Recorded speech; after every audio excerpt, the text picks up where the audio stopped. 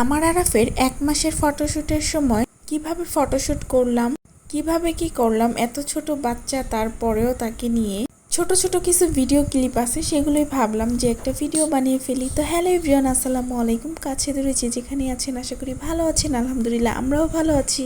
আমার জীবনের সব থেকে সুন্দর দিনগুলো হচ্ছে 2025 সালের ফেব্রুয়ারি থেকে শুরু হয়েছে। মার্চের 26 তারিখে আমার ছেলের 1 মাস পূর্ণ হয়েছে। সেটা ছিল তার অন মান্থের ফটোশ্যুট। আমি ভেবেছিলাম এখানে কিছু চকলেট আইটেম দিয়ে তার অন মান্থের ফটোশ্যুটটা করব, যার কারণে বিভিন্ন ধরনের চকলেট, জুস, নুডলস, বিস্কিট সব কিছু নিয়ে এসেছিলাম দোকান থেকে এবং সেগুলো এনে তার ড্রেসটা সুন্দর করে সাজিয়ে নিয়েছিলাম আমি। তো তারপরে হচ্ছে আমার ছেলেকে এখনই আমি নিয়ে আসবো, এন্ট্রি করাবো।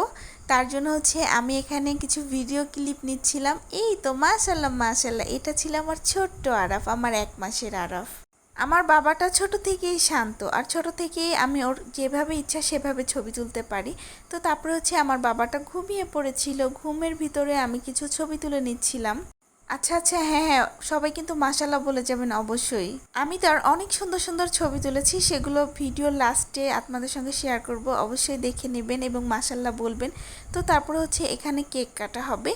আমি যেহেতু প্রতি মাসে কেক কাটি আর প্রথম মাস থেকেই শুরু করেছিলাম। তো তারপরে হচ্ছে এখানে কেকটা রেখে আমি একটু ভিডিও করে নিচ্ছিলাম। আরাফ হচ্ছে আরাফের বড় মামার সঙ্গে কেক কাটবে। তো ও যেহেতু অনেক ছোট ছিল, ও তো ঘুমন্ত অবস্থায় থাকবে, কারণ ওর মাত্র 1 মাস ছিল। ওই ঘুমন্ত অবস্থায় ওর মামা ওকে নিয়ে সুন্দর করে কেক কাটতেছিল। কি যে ভালো লাগতেছিল যে 1 মাস হয়েছে আমি মা হয়েছি।